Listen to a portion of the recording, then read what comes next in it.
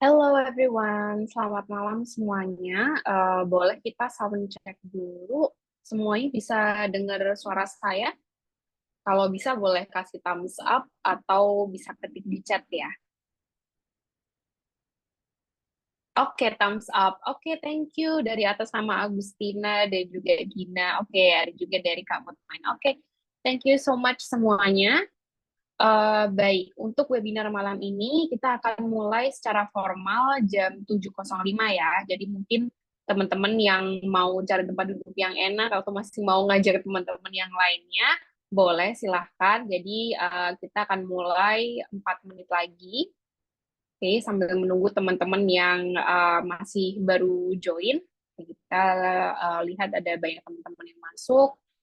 Kalau mungkin ada teman sebaya atau mungkin atasan atau bawahan juga atau staff yang teman-teman tahu dan mau ikut webinar ini juga boleh silahkan dikabari. Oke, sambil menunggu teman-teman yang lainnya. Oke, sure, thank you, nggak ada masalah. Kita tidak mewajibkan on cam buat teman-teman yang ada di sini, but if you want, boleh silahkan. Saya rasa nggak ada masalah. Oke. Oke, kita tunggu teman-teman yang lain ya, masih sekitar 4 menit lagi.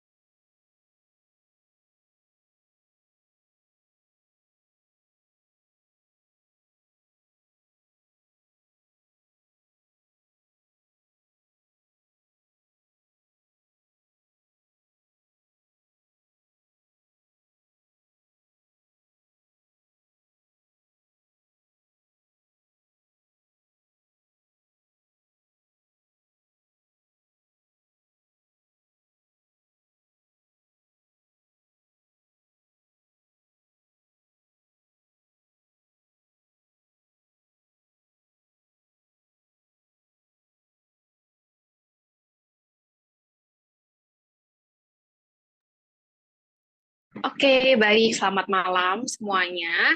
Oke, karena sudah jam 7.05 dan sudah mulai banyak teman-teman yang hadir di sini, jadi kita bisa mulai aja ya. Oke, sebelumnya selamat datang di webinar Titik Nol English Course. Jadi ini adalah salah satu jenis webinar yang resmi kita adakan 2 minggu sekali. Jadi tergantung timeline-nya, tapi secara reguler kita akan mengadakan webinar ini 2 minggu sekali. Nah, untuk webinar dari Titik Nol English Course ini biasanya kami akan membahas tentang persiapan teman-teman study abroad, mulai dari persiapan beasiswa LPDP, atau mungkin nanti kemungkinan besar next time kita akan bahas tentang chevening, pernah juga kami bahas tentang GKS, dan banyak beasiswa yang lainnya juga. Jadi untuk teman-teman yang minat untuk jadi scholarship hunter untuk beberapa scholarship yang akan buka dan juga deadline-nya ditutup terutama di akhir tahun, bisa sering-sering cek Instagram kami, karena di situ pasti akan ada beberapa jadwal terbaru untuk webinarnya.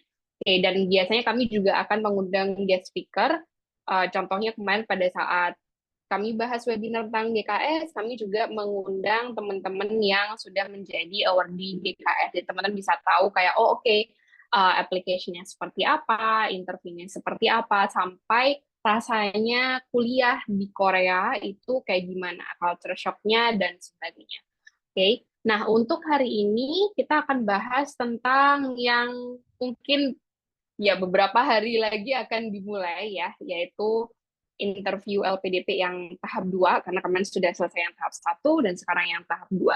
Jadi ini adalah webinar yang kedua yang kami adakan tentang LPDP interview ini. Oke, jadi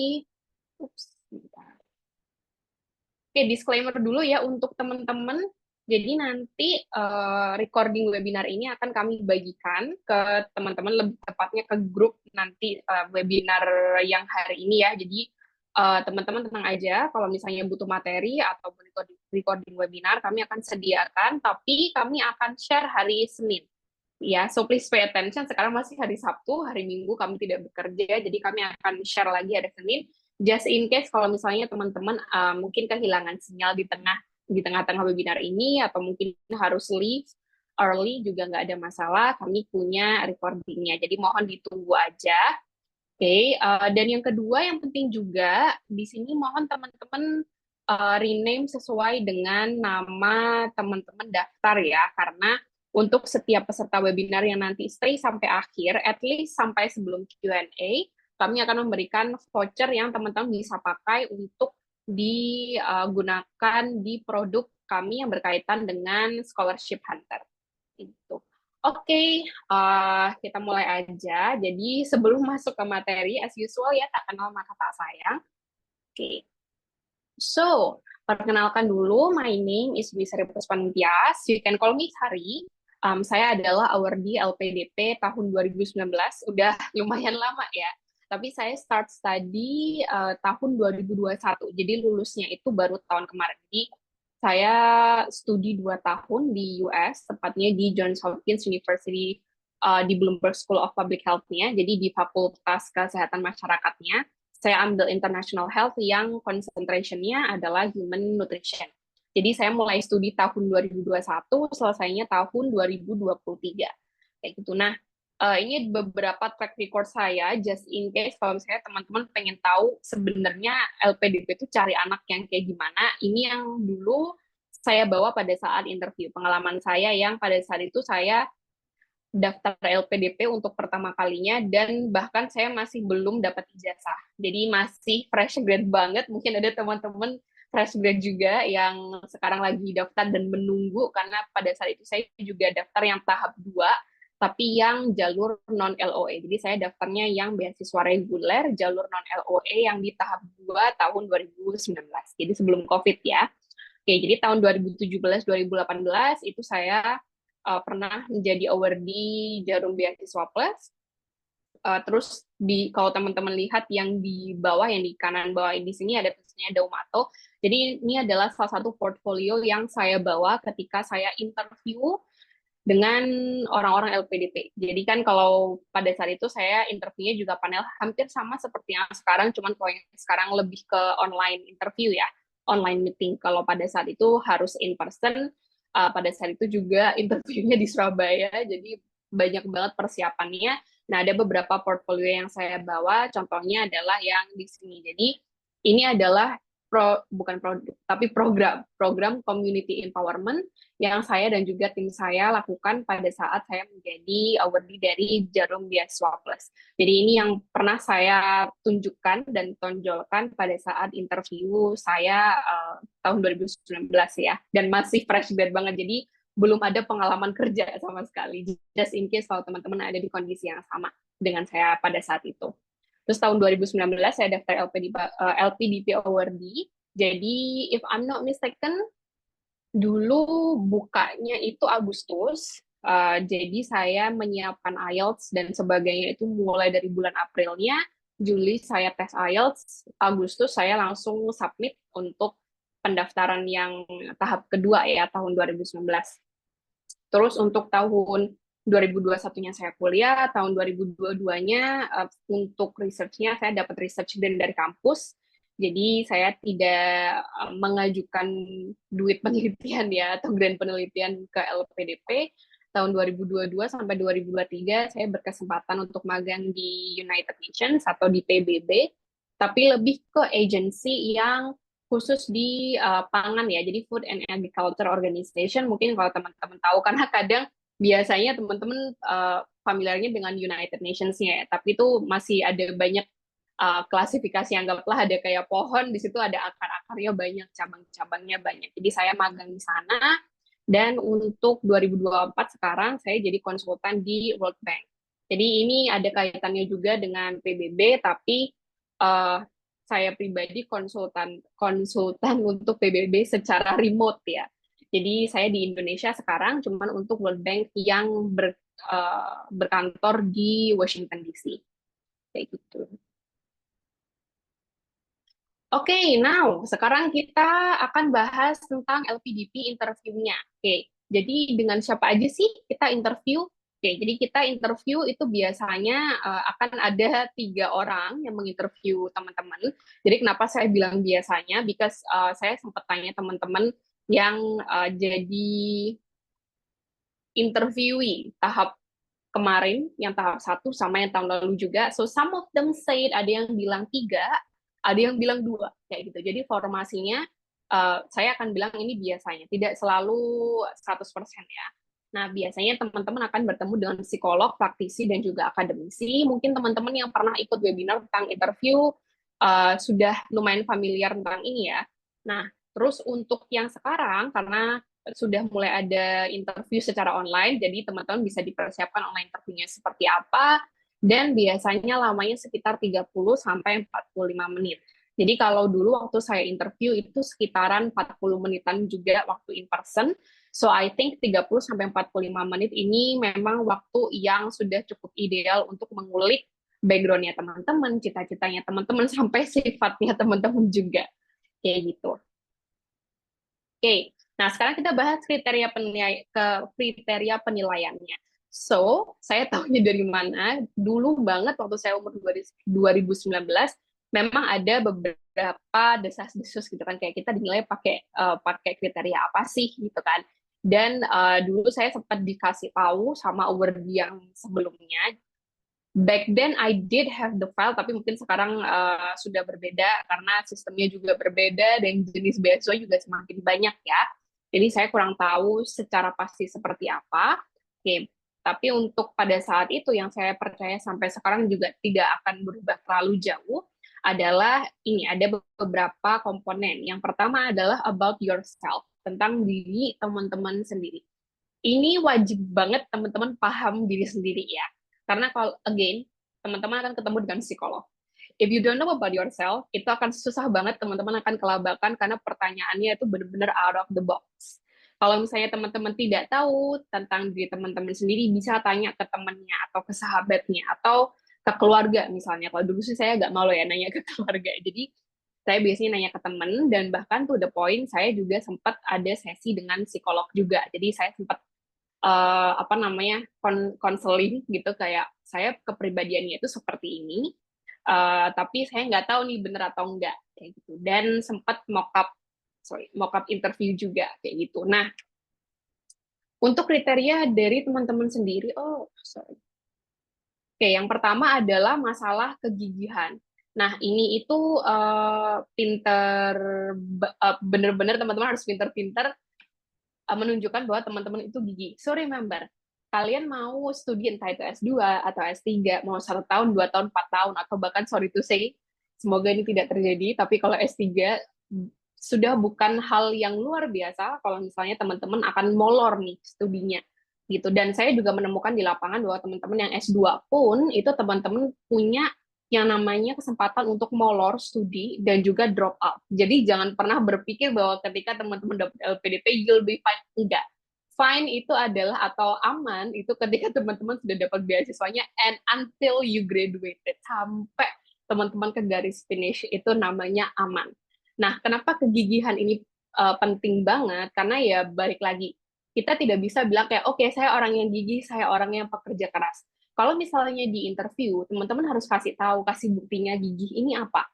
Kayak gitu. Kenapa kenapa kalian bisa dibilang gigih? Kayak gitu. Contohnya misalnya, oh saya ini gigih Pak, misalnya mungkin yang teman-teman, saya kurang tahu ya, karena ada beberapa program yang mengizinkan dan juga ada program yang tidak mengizinkan. Teman-teman bisa bilang, oh saya misalnya lulus cum laude 3,5 tahun dan sebagainya. Nah ini tolong dicek lagi ya, karena back then kalau di program saya, S1 saya, cum laude itu tetap 4 tahun, cuman beda IPK aja. Jadi memang tidak ada opsi untuk 3,5 tahun. Kayak gitu. Nah, jadi teman-teman harus bisa kasih bukti teman-teman tuh gigi itu kenapa gitu. Saya bisa bisa lulus 3,5 tahun meskipun begini begini begini begini kayak gitu. Jadi lebih ke arah ngode bahwa saya ini gigi, tapi tidak 100% teman-teman bilang bahwa saya itu gigi kayak gitu. Karena ini penting juga karena yang harusnya menilai bahwa teman-teman gigih atau tidak itu sebenarnya orang di sekitar teman-teman. Karena biasanya kita sendiri nggak sadar kayak gitu ya. Terus integritas, integritas ini penting banget sama halnya dengan nasionalisme. Bukan rahasia umum. Jadi mungkin teman-teman yang kayak sudah pernah mendengar kasus ini, penasaran dengan kasus ini dan sebagainya, sudah bukan rahasia bahwa ada beberapa awardee yang dibiayain terus akhirnya tidak pulang kayak gitu. Nah, bagaimana sanksinya itu sudah tertulis ada di guideline-nya, jadi saya tidak akan ngomong tentang itu, tapi itu juga salah satu hal yang berkaitan dengan integritasnya teman-teman. Di sini, please pay attention bahwa teman-teman itu dikasih duit sama pemerintah lewat pajaknya rakyat. Kayak gitu ya. Jadi, dan biasanya kalau untuk teman-teman yang study abroad, yang keluar negeri itu nggak murah. Kayak kalau aku, Johns Hopkins itu dia private university. Jadi untuk si 2 tahun kita kuliah aja itu SPP-nya mungkin lebih sekitar 2 sampai 2,5 miliar, belum sama living allowance, settlement allowance, tiket PP dan sebagainya. So it's a lot of money. Meskipun orang-orang bilang kayak oke itu dana abadi dan sebagainya, tidak ada kuota buat teman-teman yang akan jadi awardee dan sebagainya, tapi still it's a lot of money dan itu dari pajak rakyat.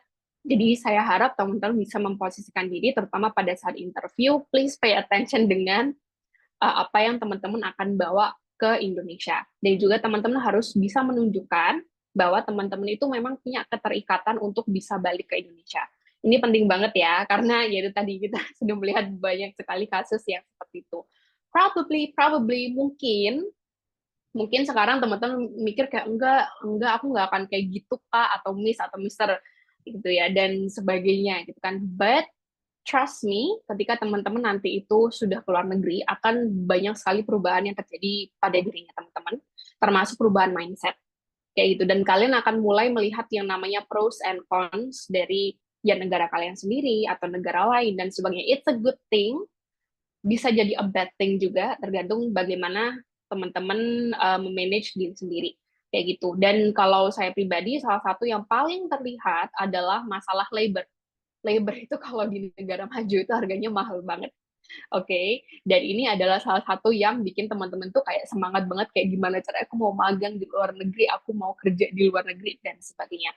Karena yaitu tadi salah satu alasannya adalah ketika teman-teman lulus dengan mungkin S2 atau S3-nya, labor yang benar-benar punya edukasi tinggi atau very educated, highly educated lebih tepatnya, kita bilangnya tenaga profesional ya. Nah, itu teman-teman akan dibayar tinggi, beneran tinggi, nggak, maksudnya nggak main-main ya. Kalau misalnya dirupiahin memang sangat tinggi, tapi kalau misalnya dilihat dari standar negara itu bisa tinggi, bisa rata-rata tergantung sama negaranya kayak gitu, dan juga bidang studinya kayak gitu ya. Jadi this is food for thought aja. Jadi jangan, oke, kita idealisme boleh, tapi kalau saya pribadi merasa I know, I understand, meskipun oke, kenapa itu salah, kenapa memang teman-teman harus balik ke Indonesia.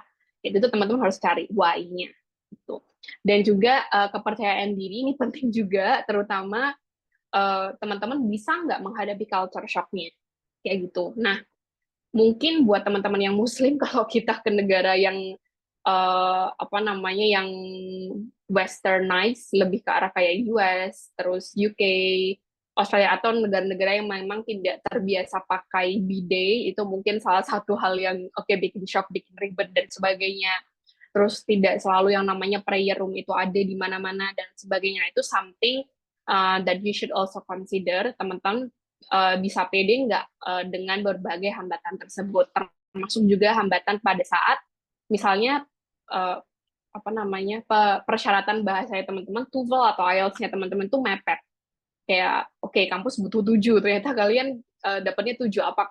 Apakah itu buruk? It depends, karena yang paling penting adalah teman-teman itu ketika kuliah paham dosennya ngomong apa. Nah, itu juga merupakan kepercayaan diri ya. Pasti orang-orang yang merasa bahwa misalnya IELTS mereka kurang atau IELTS mereka mepet, itu ada beberapa pesimistiknya sedikit tentang itu. Karena bahasa yang biasa yang di IELTS dan TOEFL itu pasti akan sangat berbeda dengan bahasa akademik.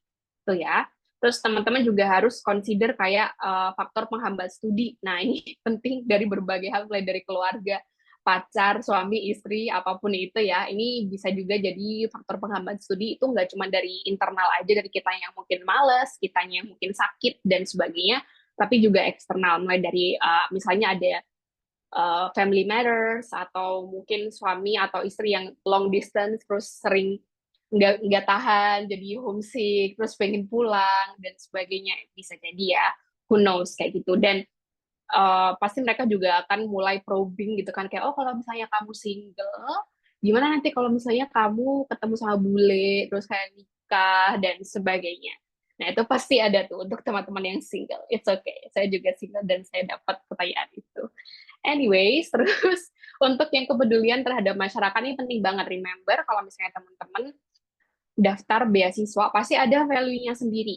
Jadi tiap-tiap beasiswa tuh punya value, misalnya kayak LPDP value-nya apa, Chevening value-nya apa, AAS value-nya apa.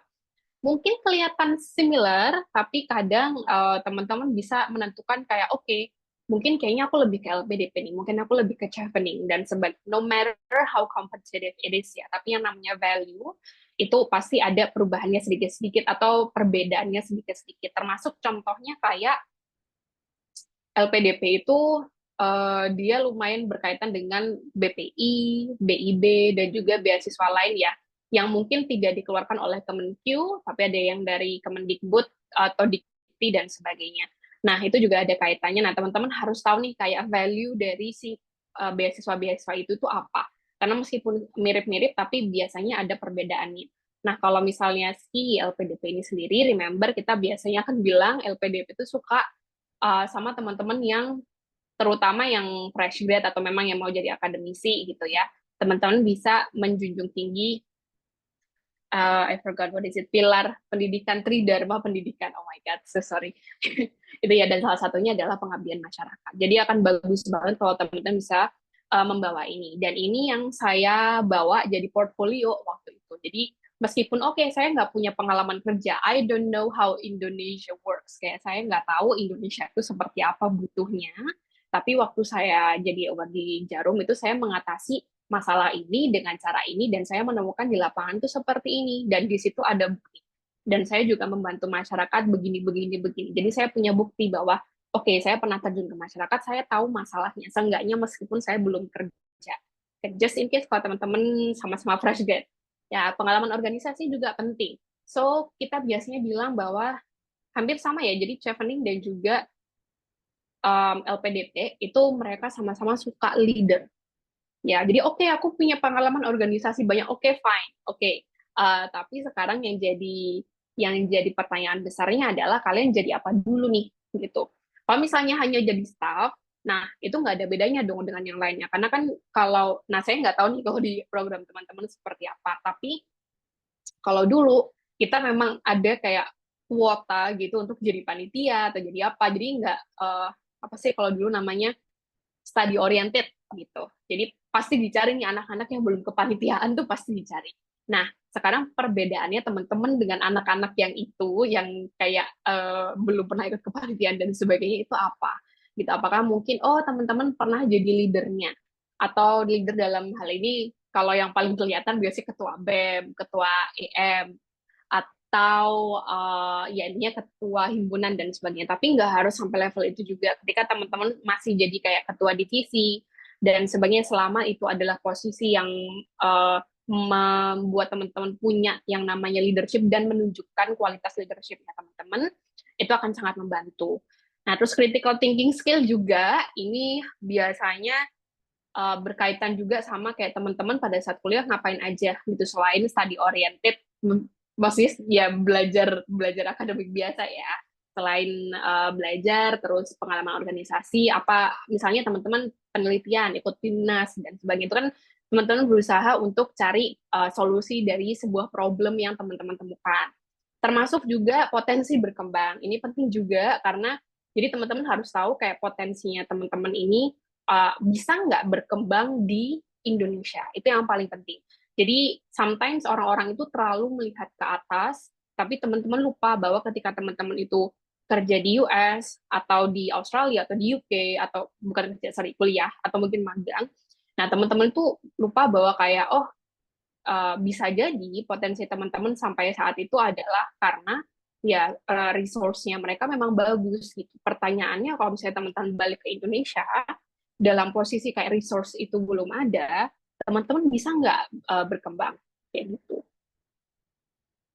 Nah, ini juga penting about your plan. Saya rasa ini wajib ada di SI. Jadi kita biasanya bilang bahwa barrier pertama teman-teman itu adalah your essay. Ketika essay-nya teman-teman komplit, maka teman-teman well barrier-nya udah ada nih, udah ada lapisan yang kuat untuk yang pertama. Sebelum akhirnya of course akan ditentukan dari interview ya. Tapi kalau teman-teman punya essay yang bagus, yang komplit, yang istilahnya memiliki jawaban dari hal-hal yang bisa ditanyakan sama interviewer, nah itu akan sangat membantu ketika interview. Tuh, jadi untuk yang plan-nya, you have to know, tentu saja saya rasa ini sudah sangat-sangat common, pengetahuan tentang prodi teman-teman kayak gimana. Misalnya, selain dari courses-nya, kayak kreditnya seperti apa, dia pakai term atau pakai semester, karena kalau semester itu kan biasanya 2 semester 1 tahun, kalau term ada juga nih yang 3 term dalam 1 tahun, atau 4 term dalam 1 tahun. Teman-teman harus paham. Universitasnya itu bukan universitas apa universitas apa, teman-teman udah pasti tahu ya, kayak kenapa teman-teman pakai pilih universitas itu. Tidak hanya dari segi ranking. Ranking is fine, ranking is easy to find. Ya, jadi kayak kalian googling selesai tuh rankingnya kelihatan. Nah, tapi teman-teman harus tahu juga kenapa kok harus di universitas itu. Misalnya, mulai dari, oh, aku ada suka nih Kak profesor ini. Nah, itu juga kalian harus gali, kenapa kalian mau ke profesor ini, gitu kan. Kayak, dia bisa nggak bimbing kalian di bidang yang teman-teman suka, dan di bidang yang teman-teman bisa berkontribusi di Indo. Kayak gitu. Jadi kalau aku contohnya, waktu itu aku advisernya memang adviserku yang membimbing aku itu kerjanya memang karena kita public health ya.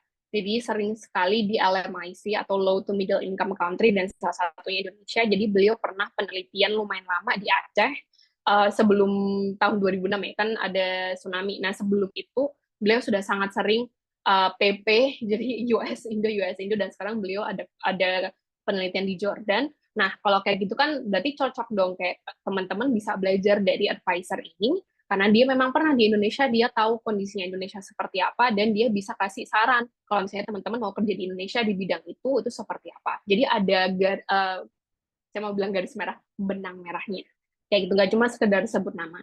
Termasuk juga universitasnya. Kalau pada saat itu, misalnya salah satu contohnya adalah, oke, ada research grant. Kenapa penting penting karena kalau kampus saya sih tidak 100% coursework atau research ya. Jadi mereka membebaskan kami gitu kan untuk kalian mau research atau mau magang terserah gitu. Cuman yang jelas kita harus mengumpulkan capstone. Nah, jadi saya bilang kayak oke, saya riset, saya dapat research grant, tapi alhamdulillahnya saya dapat dua-duanya. Jadi ada yang research dan juga ada research grant. Nah, itu kan poin plus daripada saya harus minta duit penelitian ke LPDP. Kayak gitu kan.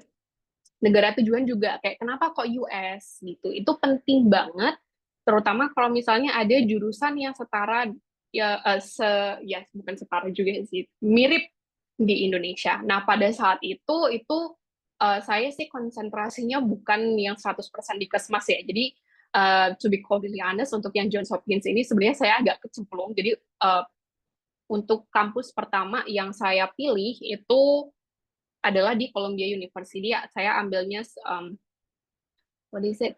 Sports Nutrition and Exercise Physiology. Dan memang tidak ada di Indonesia, tidak ada kampus manapun yang mereka S2-nya adalah Sport Nutrition back then. Saya nggak tahu kalau sekarang mungkin ada spesialisasinya, tapi back then saat itu nggak ada. Jadi kayak mau apapun, mau dibantah apapun nggak bisa. Cuman hanya ada di US, itu pun hanya di Columbia. Kayak gitu. Kalau sesuai dengan listnya LPDP ya pada saat itu. Karena list LPDP itu dia bisa berubah-ubah. Kayak gitu. Jadi teman-teman harus tahu alasan yang benar-benar nggak bisa dibantah ke prodi, universitas, dan juga negara tujuan. Linearitas program studi ini penting juga seandainya teman-teman misalnya nih kalian mau jadi dosen gitu kan, terus kayak ditanyain kayak uh, kenapa kok ambil program studi ini gitu. Nah, itu bisa jadi salah satu alasan bahwa teman-teman mau ambil program studi yang linear kayak gitu karena sometimes kalau teman-teman mau jadi dosen itu kan akan dilihat ya track record apa-apa aja yang teman-teman sudah pelajari, degree-nya di mana aja dan sebagainya dan mengambil program yang linear itu sangat-sangat bagus untuk teman-teman yang mau jadi tenaga pengajar kayak gitu. Tapi ada juga teman-teman yang mau ambil cross major. Saya juga lihat ada teman-teman yang ambil cross major dan mereka bisa diterima. Ada juga yang enggak. Jadi tergantung ya. Meskipun teman-teman punya LOA atau enggak itu sama aja. Ya belum tentu teman-teman juga akan dapat beasiswanya. Nah, untuk yang cross major, just make sure bahwa teman-teman punya mm, alasan yang bagus, alasan yang tepat kenapa teman-teman mau ganti major. Misal kayak teman saya, dia itu dari sama, kita sama-sama dari gizi, bedanya kalau saya linear, kalau teman saya lebih ke, I forgot what is it called, tapi salah satu computer science juga. Kayak gitu. Nah, kenapa ya? Dia bilang kayak, oke, aku udah kerja nih di bidang teknologi selama berapa tahun dan sebagainya gitu kan. Jadi dia bisa kasih argumen yang valid bahwa it's time untuk change course, it's time untuk change major gitu. Karena ada kaitannya dengan pekerjaannya dia. Terus untuk kelancaran bahasa Inggris ini penting juga. So, saya tahu ini bisa jadi hal yang menyandung teman-teman dan juga mensupport teman-teman. Kita selalu bilang untuk teman-teman yang mau keluar negeri, setidaknya try to write an English essay. Jadi esainya harus kita kalau misalnya teman-teman dibimbing di titik nol, biasanya kami akan merekomendasikan bahkan mengharuskan untuk dalam bahasa Inggris. Karena basically saying kayak kalian bikin esai dalam bahasa Inggris aja nggak bisa. Masa saya mau kuliah ke luar negeri kayak gitu. Apalagi kalau misalnya IELTS atau TOEFL-nya teman-teman itu mepet. Kalau misalnya TOEFL atau IELTS-nya teman-teman misal kayak 7 ke atas gitu kan, oke fine, nggak ada masalah, bisa jadi tidak ada masalah gitu kan ketika IELTS-nya bahasa Indonesia. Tapi kami selalu mengharuskan teman-teman untuk menulis menulis esainya dalam bahasa Inggris karena itu menunjukkan keseriusannya teman-teman juga kayak gitu. Karena ini juga akan dites gitu ketika teman-teman interview. For those of you who want to study abroad, itu pasti akan ditanya dalam bahasa Inggris kayak gitu. Nah, biasanya you can memorize things, you can memorize answer. Teman-teman bisa memorizing kayak oke jawabannya apa, very easy. Tapi ketika teman-teman dapat pertanyaan yang susah, udah itu yang namanya grammar udah kemana-mana kayak gitu. Nah ini yang kita takutkan. Kalau teman-teman tidak latihan dengan benar, terus esainya juga dalam bahasa Indonesia, takutnya ketika teman-teman quote-unquote diserang dengan bahasa Inggris, gitu kan, dengan pertanyaan yang agak-agak susah, itu teman-teman bingung mau jawab seperti apa. Oke, dan juga idealismenya teman-teman ini penting juga, it's good to be idealistic, tapi teman-teman juga harus paham realita di lapangan seperti apa. Jadi ini biasanya kita sudah kasih warning semenjak bikin study plan atau essay gitu kan, kayak oke, essay kalian boleh idealis, boleh mengikuti kayak jurusan kalian bisa ngapain, jurusan kalian kasih fasilitas apa aja, tapi you have to make sure bahwa itu bisa diaplikasikan di Indo kayak gitu. Again, kalian harus balik ke Indonesia, kalian harus berkontribusi di Indonesia kayak gitu. Oke, nah ini juga, so this is about your research. Terutama mungkin untuk teman-teman yang PhD, yang mau ambil PhD, kalau ada di sini, jangan lupa dengan apa sih proposal penelitiannya teman-teman ya, if I'm not mistaken, itu kan wajib untuk disubmit pada saat administrative stage. Tapi buat teman-teman yang mau S2, biasanya yang S2 ya, I'm not so sure apakah di sini ada yang S1. Biasanya untuk teman-teman yang S2 ini akan tetap ditanya. So, jangan pernah berpikir bahwa hanya dengan karena si proposal penelitian ini wajibnya di S3, lalu kalian bisa kosongan tentang penelitian kalian. Nggak bisa. Pasti akan ditanyain. Back then, saya pun juga masuk ke ruangan itu dengan proposal penelitian saya. Even though itu tidak saya submit pada saat administrative stage, tapi saya akan bawa pada saat interview kayak gitu. Dan di situ saya ceritakan kayak oke, background-nya apa, mulai dari background, method, hypothesis, cara saya bikinnya gimana, tool saya akan pakai lab apa, saya mau dibimbing sama siapa, hasilnya saya perkirakan seperti apa, dan bagaimana saya mengaplikasikan hasil penelitian ini di Indonesia kayak gitu. Oke. Nah, kita punya do's and don'ts-nya. Apa yang harus teman-teman lakuin waktu interview dan apa yang tidak. Do's wajib paham. Kita biasanya selalu bilang bahwa esai kalian itu sudah harus di luar kepala. So, makanya kita wanti-wanti, don't even think to write an essay using AI. Kayak gitu ya. Satu, language-nya berbeda. Kedua, kalau gini, simpelnya kalau kalian aja bisa pakai versi gratisnya untuk bikin AI, apalagi LPDP dengan duit sebanyak itu mereka biasanya akan punya AI detector. It's the same dengan kampus-kampus yang lain. Mereka udah mulai pakai AI detector for any kind of assignment. Kayak gitu. Jadi kalau misalnya kalian aja bisa akses yang gratis, mereka bisa anggapannya beli yang premium tuh buat ngedetect AI. Jadi kalau bisa, bukan kalau bisa, wajib teman-teman harus menulis sendiri. Itu kan makanya kita punya yang namanya banyak sekali proses proofreading. Nah, dan itu teman-teman sudah harus hafal di luar kepala isi esainya. Dan pastinya wajib. Yang namanya interview itu kalau tidak dipraktekkan pasti agak susah juga. Jadi teman-teman silahkan, biasanya akan banyak sekali forum-forum baik itu di Instagram maupun di website yang mereka menyediakan jasa mockup interview baik yang gratis maupun yang berbayar. So please pay attention to this. Ini adalah salah satu cara buat teman-teman untuk bisa mockup interview dengan mungkin orang di bidangnya, orangnya satu bidang dengan teman-teman dan sebagainya. Atau mungkin kalau teman-teman punya kakak tingkat yang mau membantu juga itu akan sangat bagus kayak gitu. Nah, jangan lupa juga untuk ini basic banget, ini konsep banget. Saya percaya mungkin teman-teman sudah paham. Jadi untuk metode menjawabnya hati-hati. Jadi kalau ditanya tentang pengalaman, nah itu teman-teman bisa pakai metode STAR-L kayak gini. Kalau misalnya ditanya tentang goal, baru teman-teman pakai yang metode SMART. I believe teman-teman sudah tidak asing lagi dengan ini. Cuman kadang-kadang waktu interview, ini biasanya miss. Kayak gitu. Terutama untuk yang psikolog, itu dia akan benar-benar ngejar si STAR-L ini. Jadi kalian nggak bisa kasih argumen sedikit, mereka akan nanya, why, how, kenapa, kok bisa, dari mana. Kayak gitu untuk yang si psikolog.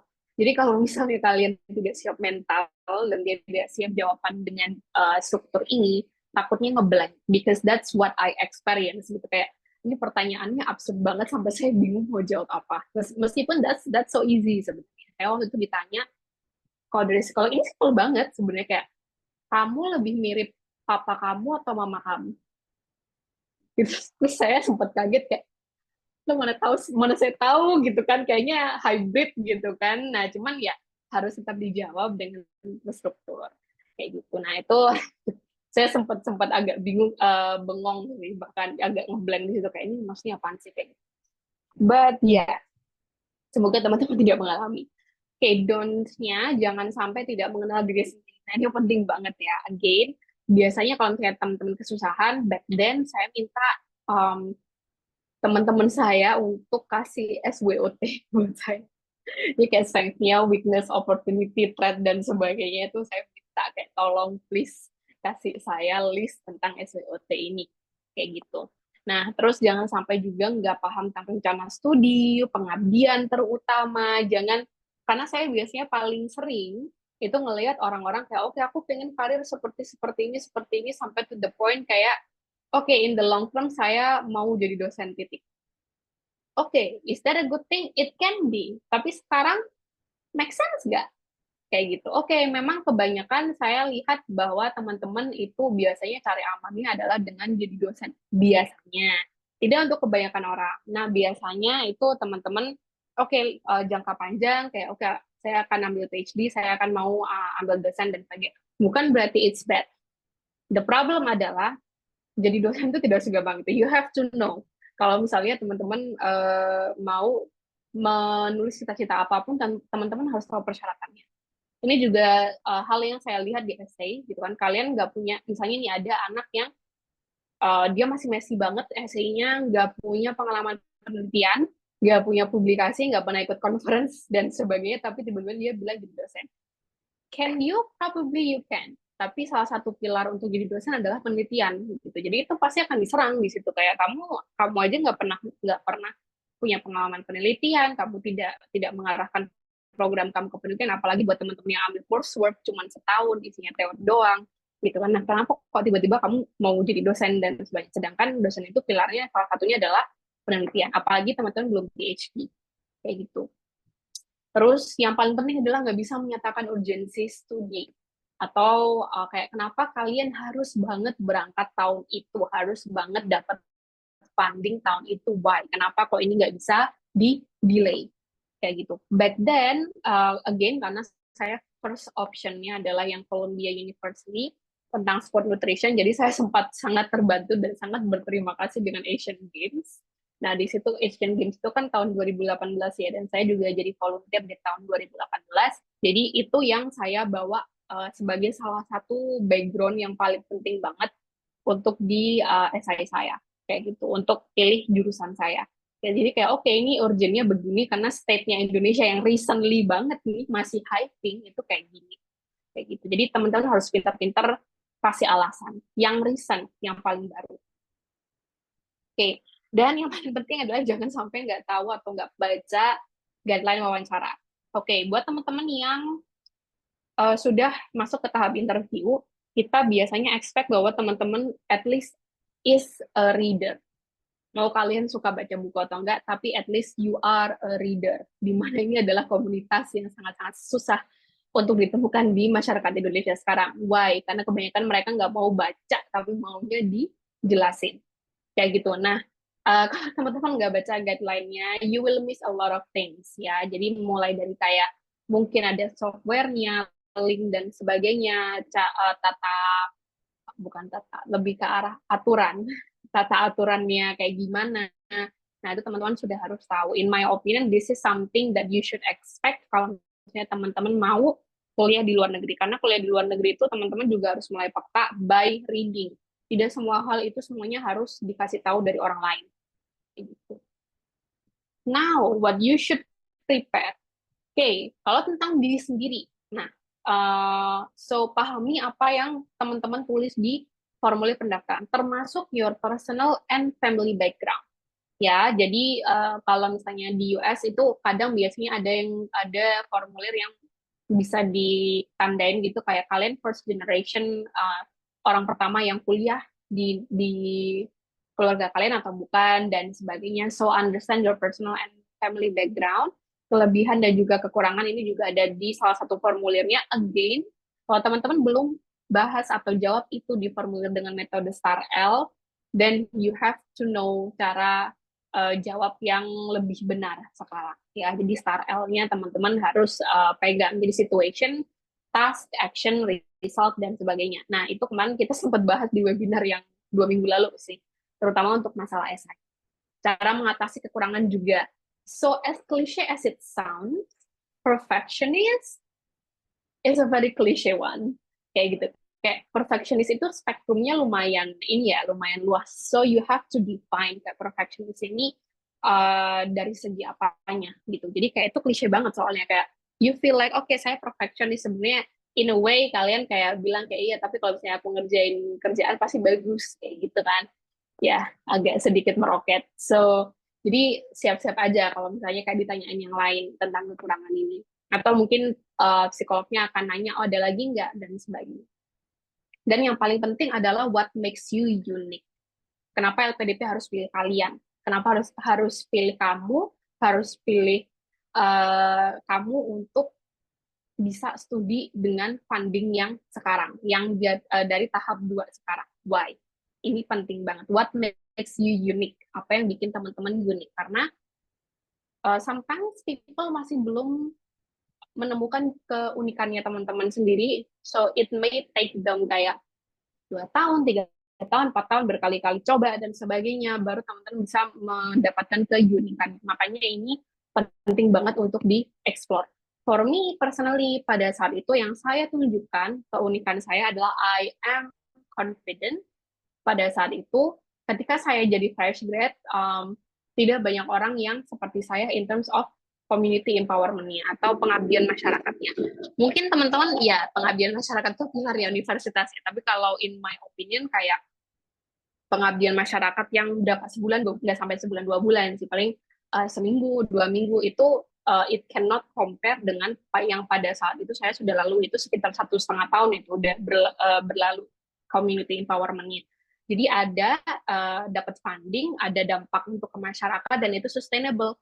Jadi itu saya bikin kayak oke, keunikan saya di sini. Saya bahkan sebelum saya berangkat S2, saya sudah mengabdi ke masyarakat. Jadi anggapannya saya bilang ke LPDB kayak tenang aja gitu, saya nggak akan kabur karena saya belum berangkat aja saya sudah berkontribusi seperti ini. Nah, kalau teman-teman bisa convince LPDP seperti itu, that's a great thing. Kayak gitu. Dan juga ini penting, why LPDP should choose me, sama yang seperti tadi, kalau teman-teman bingung kayak apakah aku harus cari di pengabdian masyarakat? Enggak. So it depends. Ada orang yang mereka lebih ke penelitian, ada orang juga yang lebih ke mungkin ngajar pendidikan dan sebagainya. It's fine, nggak ada masalah. Teman saya contohnya dia S1 lulus itu dia bisa bisa nerbitin 70 jurnal Scopus gitu kan. Ya kalau dibandingin sama pengabdian masyarakat saya yang 70 itu mah udah kayak dewa banget gitu kan, kayak bener aja. Nah, tapi kan bukan berarti dia harus melaksanakan semuanya, penelitian, pengabdian, pendidikan, dan sebagainya. Bisa jadi dia specialize in one thing. Tapi pinter banget di situ. Ya itu nggak masalah. That makes you unique. Kayak gitu. Oke, justifikasi studinya juga ini karena pasti akan ditanya banget, hampir seperti yang tadi ya, kayak kenapa kok negara itu, universitas itu, major ini dan sebagainya dibandingkan juga yang sudah ada di Indo. Jadi jangan pernah berpikir bahwa kalian harus hanya browsing tentang kampus-kampus yang ada di luar negeri. No, kalian juga harus browsing tentang di Indonesia. Because you have to understand bahwa PDP itu nggak cuma diadakan dari tahun teman-teman sekarang. Oke, itu sudah ada dari tahun yang berlalu-lalu yang lalu gitu kan, di mana awardee-nya awardee-nya bahkan pada saat itu juga punya yang namanya cita-cita. Oke, aku mau memperbaiki kurikulum misalnya di kampus X, aku mau jadi dosen, aku mau jadi A, B, C, D. Bisa aja dosen di tempat itu, di jurusan itu, mereka adalah awardee LPDP juga. So, kalian tidak bisa memandang hal itu sebelah mata. Kayak gitu ya. Jadi, teman-teman harus benar-benar ngecek, cek dan recheck selalu apa sih bedanya antara kampus atau jurusan yang ada di Indo dengan yang ditawarkan di kampus yang aku pengen, yang kalian pengen. Dan yang paling penting kenapa harus LPDP di antara semua funding lain. Kalau misalnya mau ke Australia ada AS, gitu. Atau mau ke UK, we do have Chevening.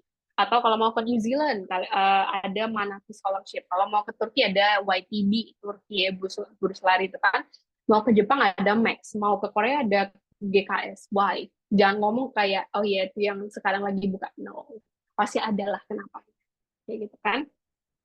Oke, terus uh, ini juga sama yang tadi chosen programnya ya, mulai dari proses prospective advisor-nya, penelitian, kurikulumnya seperti apa, 1 year atau 2 year, ini juga teman-teman harus punya justifikasinya. Kenapa kok kalian maunya di UK setahun aja? Misalnya, karena kebanyakan yang setahun itu di UK ya. Ada sih di negara-negara lain ada, tapi kebanyakan di UK. Gitu kan. Terus kayak kenapa kok 2 tahun gitu kan, acceptance kamu yakin nggak diterima, terutama untuk teman-teman yang belum punya LOA. Ini penting banget, karena waktu itu saya juga ditanyain, karena saya ke US, jadi salah satu syaratnya adalah GRE. Dan saya waktu itu belum punya skor GRE, and GRE is much harder dibandingkan TOEFL dan IELTS. TOEFL dan IELTS tuh kayak udah bener-bener basic bahasa banget dibandingkan GRE, karena GRE itu anggapannya kayak SBMPTN-nya lah, kayak gitu, untuk yang IPA. Kalau yang GMAT kayaknya yang sosial. Kayak gitu. Nah, jadi saya ditanya kayak kamu yakin kamu GRE aja masih belum ambil loh, gitu kan. Nah, terus ya teman-teman bisa kayak kalau misalnya belum ada LOE dan sebagainya, teman-teman bisa berdalih gitu kan. Kayak oh iya saya yakin karena mungkin saya udah dengan kampusnya, saya udah dapat good response dari advisernya dan sebagainya. Kayak gitu. Ranking ini sudah kepala, because in my opinion kayaknya semua orang, semua interviewer LPDP pasti mendengar yang namanya ranking ini. Dan yang paling penting adalah future career-nya, prospeknya teman-teman itu kalau kuliah di situ akan jadi apa. Karena sometimes jurusannya bisa sama, tapi karena ada spesialisasi dan sebagainya, future career ini bisa beda-beda. Ada yang mungkin lebih ke researcher, ada juga yang mungkin lebih ke kebijakan dan sebagainya. Tuh, nah lingkungan belajar tadi sama gitu kan, kayak kampusnya, paham nggak kampusnya ada di mana? Contoh misalnya kalau di US, faktor yang sebenarnya bukan menghambat sih, mengancam lebih tepatnya. Kayak faktor yang paling mengancam itu apa? Misalnya kalau di kita ada beberapa daerah-daerah yang agak abu-abu gitu, kita bilangnya abu-abu. Dalam artian kayak sering terjadi penembakan gitu kan, sering terjadi penusukan dan sebagainya. Nah, itu kan juga hal yang kita perlu consider ya. Ya percuma kalian kuliah ke luar negeri pulang tinggal nama, itu that's not funny gitu. Jadi itu juga termasuk salah satu hal yang menghambat. Terus kalau mungkin teman-teman yang muslim, berarti kalau ke negara yang lebih banyak non-muslimnya itu seperti apa? Which of course kalian akan expect bahwa tidak semua makanan itu ada label halalnya. Kayak gitu. Karena kalian gimana nih, itu jadi penghambat atau enggak? Kayak gitu. Housingnya seperti apa? Jauh enggak? Lama enggak? Kalau misalnya jalan dari kampus atau pakai transportasi umum dan sebagainya. Kontribusi ke masyarakat sekitar. So sometimes kampus itu punya program-program yang berkaitan dengan masyarakat sekitar atau research yang berkaitan dengan masyarakat sekitar. Kalian bisa nggak selain berkontribusi ke Indo, juga bisa berkontribusi ke mereka. Tuh, terus financial aid ini penting banget. Kayak misalnya SPP-nya teman-teman annually berapa, atau per term berapa, atau per semester berapa. Nggak harus yang sama banget, ya 16.526, enggak ya, tapi around misalnya oh iya sekitaran segini Pak, kayak gitu untuk annually gitu ya. Terus nanti kalau ditanya tahu nggak living allowance-nya berapa, LA-nya berapa, cukup nggak buat teman-teman hidup di sana, ada additional scholarship nggak dari kampus, nanti kalau research pakai pakai duit siapa, duit dari mana, gitu. Nah, itu teman-teman kan sometimes ada juga pertanyaan-pertanyaan yang seperti ini. Jadi perlu disiapkan gitu. Nah, tentang si interviewnya ini sendiri, so you have to understand again, baca guideline-nya. Saya selalu bilang dari awal kalau misalnya ada orang yang bahkan nggak bisa membaca persyaratan aja, mereka nggak akan sampai tuh lolos sampai interview. No way, karena terlalu malas. Ya, jadi pastikan aplikasinya. Kalau misalnya perlu ada aplikasi, kalau perlu diinstal juga diinstal. Kalau sudah tahu internet connection-nya lemot, ya berarti pindah gitu kan. Atau misalnya teman-teman bisa membenarkan internet connection-nya, atau sewa co-working space mungkin beberapa jam, 2 sampai 3 jam, I think that's enough untuk persiapan, teman-teman bisa mock up dulu, atau ada juga beberapa teman-teman yang milih untuk ke hotel, kayak gitu, and a good one of course, gitu ya. Pastiin juga webcam-nya bagus, mic-nya berfungsi dengan baik, webcamnya nggak gelap gitu ya. Kalau misalnya karena oke Kak, tapi kalau misalnya laptop aku webcamnya cuma bisa sampai sini, you can try to rent atau buy kayak webcam extension. I don't think it's that expensive in my opinion ya. Karena setahu saya ada yang murah-murah juga webcam extension, teman-teman bisa bisa beli atau pinjam. Terus latih juga jarak wawancaranya, jangan sampai nge-zoom kayak gini juga gitu kan. So sometimes mereka juga bisa melihat caranya teman-teman pakai body gesture. Kalau misalnya in person interview, iya ini akan sangat kelihatan sekali. Kalian pakai tangan, lihat kanan, lihat kiri, dan sebagainya itu pasti kelihatan. Sama seperti di interview. Nah, biasanya mereka juga akan melihat gestur tubuhnya teman-teman. Kayak gitu. Dan juga biasakan juga mulai melihat ke kamera gitu ya, atau mungkin ke interviewernya gitu kan, daripada melihat diri sendiri kayak gitu. Dan pastinya nggak ada distraksi. Jadi kalau misalnya yang punya adik yang suka nggak, ya I will not say ganggu sih, tapi yang suka iseng gitu kan, pengen ngikutin terus, atau misalnya yang punya kucing atau doggy yang mungkin suka barking atau meong-meong dulu, untuk sementara dijauhin dulu ya mereka, atau dikunci di mana gitu lah. Jadi biar teman-teman bisa fokus kayak gitu. Terus pahami juga your speaking style seperti apa. Some people memang pace of speakingnya cepat. Ada yang ngomong selalu cepat, ada juga yang cepat karena gugup. Ini pasti berbeda. Kayak gitu. For me personally, saya sempat gugup kalau misalnya ngomongnya dalam bahasa Indonesia. Karena saya biasanya latihan dalam bahasa Inggris. Kan begitu masuk ke Indo, saya udah bingung sendiri. Kayak, aduh ini gimana jawabnya.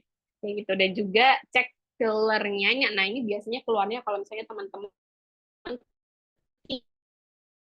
tidak prepare atau unprepared for the question, I mean that's a natural thing. Tidak ada masalah, itu tidak akan langsung mencoret teman-teman kayak oke, ini bukan award yang baik nih, tapi too much of it itu juga bisa mempengaruhi nilainya teman-teman. Ups, oke. Okay. Nah, terus gestur badan again, karena teman-teman kan direkam, teman-teman interview juga dengan webcamnya on, ekspresi wajahnya juga smile, probably mungkin interviewernya nggak smiling, but it's okay, gitu kan, it's none of your business, gitu, itu hal yang tidak bisa kalian kontrol, yang teman-teman voice, ya, jadi kalau misalnya mungkin teman-teman yang terutama yang di communication ya, atau di media biasanya paham, jadi smiling voice ini biasanya suara yang teman-teman bisa keluarkan, tapi kedengarannya kayak ramah, kayak smiling, nadanya nggak tinggi, gitu kan, bisa tegas, tapi masih tetap ramah. Kayak gitu. Nah, ini yang paling sering sekali sih keluar. Jadi ini basic-nya, basic banget. Ini bisa mengarah kemana-mana. So remember bahwa ada beberapa pertanyaan LPDP yang memang teman-teman akan sering dengar. Teman-teman mungkin yang berkali-kali coba akan sering dapat. Tapi balik lagi, apapun yang teman-teman jawab itu bisa jadi sebuah pertanyaan selanjutnya untuk interviewernya. Kayak gitu. Jadi kalau misalnya kita bilang kalian digoreng gitu ya, tergantung dari jawaban kalian. Kayak gitu. Jadi interviewer itu mereka bisa memfollow up kayak apa yang teman-teman jelaskan. Oleh karena itu makanya kita bilang jangan lupa kalau jawab sedetail mungkin. Better to be cut off daripada kalian jawabnya superficial. Kayak gitu. Nah, ini yang tadi yang star L, situation, task, result, dan juga learning, kita bisa bilangnya lesson learn sometimes. Jadi situasinya apa, tasknya gimana, kalian ditugaskan apa dalam situasi itu, dan kalian harus melakukan, dan kalian akhirnya melakukan apa, results-nya seperti apa, lesson learn-nya berarti yang ini goal ya. Jadi target terutama kayak target short, medium, long term itu seperti apa? Oke, spesifiknya apa? Oke, saya mau misalnya graduated in 2 years. Kayak gitu kan, dalam posisi kayak teman-teman misalnya ambil minor atau menyelesaikan berapa SKS, itu kalau yang short term, in a way ketika teman-teman baru selesai studi. Kalau misalnya yang menengah seperti apa, kalau long termnya seperti apa. Jadi harus measurable, achievable terutama, realistik, dan juga time bound. Kayak gitu. Oke, nah ini ada beberapa pertanyaannya kayak, oke, tell us about yourself. Ini pertanyaan penting banget. Jadi pasti akan ditanyain kayak, oke, tell us about yourself. Tapi not everyone knows how to answer it. Kayak gitu. Jadi sometimes biasanya ada 2 saran sih. Yang pertama, you have to know again, you have to know yourself.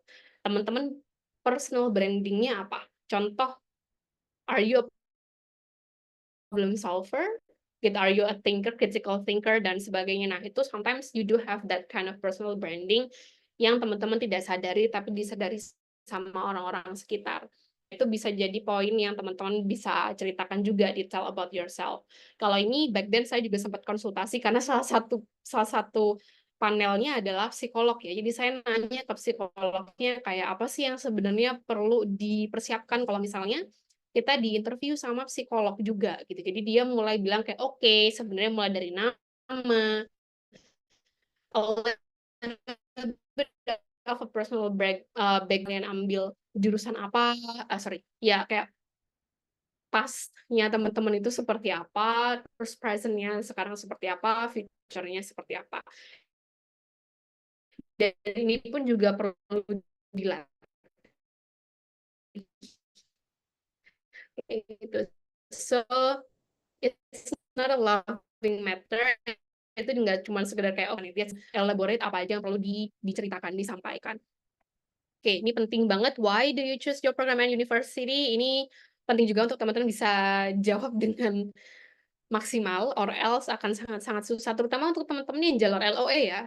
I mean, LOE itu kalian jalurnya cuma ya udah satu universitas itu, dan karena kalian sudah dapat LOE-nya, gimana pun caranya maupun ya I will say kadang cocok logi juga karena bisa jadi kalian cari LOIT ke ketiga kampus yang ternyata kampus idealnya teman-teman itu kampus yang pertama tapi dapatnya justru kampus yang ketiga. Nah, kalau kayak gitu kan agak susah ya untuk kasih argumen bahwa oke, this is my dream campus, agak sedikit susah gitu. Tapi ya balik lagi sedikit cocok logi probably bisa membantu. Sering-sering juga tanya tentang si programnya, universitasnya, dan kebijakan-kebijakan mereka. Kalau misalnya teman-teman sudah keterima, itu ke kakak tingkatnya akan sangat membantu. Urgency study ini juga dibutuhin nggak harus sekarang banget atau bisa ditunda kayak gitu. Oke, kenapa harus ke luar negeri? Kenapa nggak di Indo aja? Orang ada kok sama, di Indo juga ada jurusannya. Kayak gitu, research-nya teman-teman bakal seperti apa dan kenapa kalian mau ambil research itu? Mau research yang linear dengan S1 atau mau research yang linear dengan karirnya teman-teman? Karena who knows, ada yang bisa switch karir juga ya, kita nggak tahu. Ya, dan kenapa kalian mau jadi awardee LPDP? What is your plan after returning to Indonesia? Wajib kayak gitu. Meskipun I know that mungkin teman-teman sudah baca guideline-nya bahwa untuk beberapa teman-teman yang bisa bekerja di institusi yang Indonesia adalah salah satu membernya ya, kayak misalnya UN, World Bank, ADB juga IDB-nya itu juga yang ditempatkan di luar negeri sama pemerintah, teman-teman diizinkan untuk kerja di luar negeri, tapi balik lagi kayak teman-teman harus paham. Oke, I think that's all for me. A little bit overtime, 3 menit overtime, but it's okay. Oke, sekarang kita bisa mulai ke Q&A session-nya aja. Oke, kalau misalnya teman-teman mau nanya, feel free to raise your hand. Atau kalau misalnya teman-teman merasa kayak, Kak, aku nggak mau nih ngomong. Atau misalnya tadi saya lihat kayaknya ada yang ngecam deh. Ada yang kayak, oh my God, are you okay? Oke, wah saya apresiasi, but thank you. I hope you're safe though. Jadi hati-hati ya kalau misalnya teman-teman lagi nyetir dan sebagainya, it's fine, nggak apa-apa. Kami menyediakan recordingnya.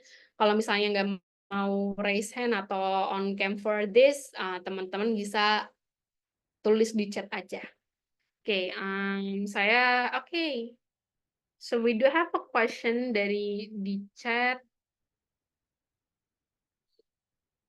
Oke, dari Kak Isra Dewi Kuntari Ibrahim. Oke, izin bertanya Kak Sari. Oke, tadi untuk penjelasan kriteria about yourself akan ditanyakan mengenai good, faktor penghambat.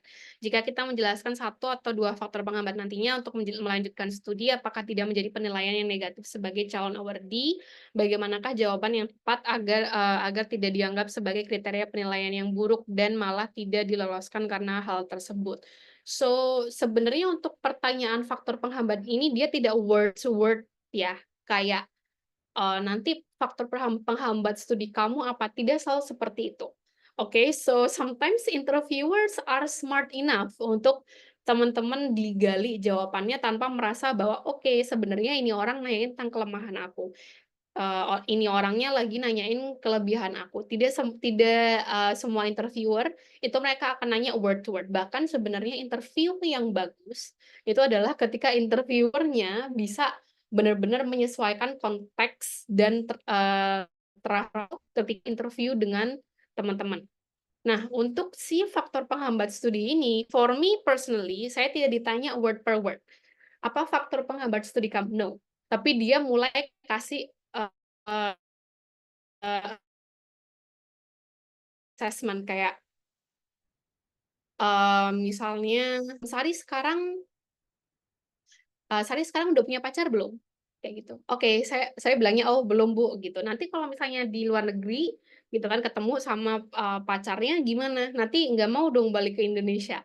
Kayak gitu. Nanti kalau nikah sama bule gimana belajarnya? Kalau misalnya ke distract seperti apa? Nah, itu kan sebenarnya dia menanyakan penghambat studi kan, faktor penghambat studi. Cuman tidak word per word kita akan bilang penghambat studi. Sama halnya kayak nanti teman-teman bisa jadi ditanyain, pernah nggak kamu keluar negeri? Kayak gitu. Oh, belum pernah Bu, ini yang baru pertama kali. Tapi kalau misalnya belum pertama kali dan kamu belum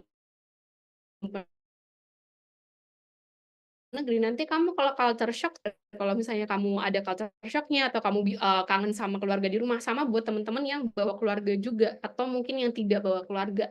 Nah, ini faktor penghambatnya juga akan ditanyakan kayak oke, kamu LDR sama istri kamu, yakin kuat kayak gitu kan. Nanti kalau misalnya kangen sama istri kayak gitu, nanti kalau misalnya nggak fokus karena istri nggak di rumah, nggak sama kamu sekarang gimana? Kalau kamu khawatir sama anak gimana? Kayak gitu. Sama seperti kebalikannya, kalau kalian bawa keluarga, nanti kalau misalnya kamu jadinya apa namanya mungkin ke distract sama keluarga gimana? Dan sebagainya. Ini faktor penghambat itu tidak selalu word per word akan ditanyakan. Kalau akan ya ditanyakan seperti faktor penghambat itu. Kalau misalnya ditanyain kayak gitu ya teman-teman tinggal bilang aja kayak oke faktor penghambat menurut saya adalah yaitu tadi misalnya saya belum pernah keluar negeri. Oke, jadi saya bisa jadi rentan dengan culture shock-nya kayak gitu. Tapi ini juga cara jawab. Oke, saya nggak pernah keluar negeri, saya nggak tahu culture shock di luar negeri seperti apa. Tapi misalnya saya anak rantau, saya dari pulau, misalnya saya dari Kalimantan, saya ngerantau ke Jawa Timur. Misalnya saya di UB ya, saya dari Kalimantan, saya ngerantau ke Jawa Timur. Saya di situ menemukan bahwa oke, di situ ada perbedaan, mungkin juga perbedaan demografi, perbedaan cara ngomong dan sebagainya, bahasa dan sebagainya. Nah, kalian cara mengatasinya seperti apa? Kayak gitu. Jadi itu pasti teman-teman bisa jawab dengan cara teman-teman menjawab ya kekurangannya itu apa. Kayak gitu. Jadi jangan pernah berpikir bahwa itu word per word sama ya. Kayak gitu. Kalau misalnya ada follow up question bisa ditulis lagi ya Kak Isra. Atau mungkin teman-teman yang lain ada pertanyaan yang menyusul atau you want to raise your hand atau sebenarnya teman-teman masih belum dalam tahap interview, masih lihat-lihat aja, masih pengen tahu kayak interview LPDP itu kayak gimana sih, kayak gitu. Dia nggak ini sih. Okay, we have a lot of people loh. Oke, mau nanya, oke dari Kak Sulhan Saufit tentang family background. Kenapa dengan family background-nya Kak? Why? What are you asking?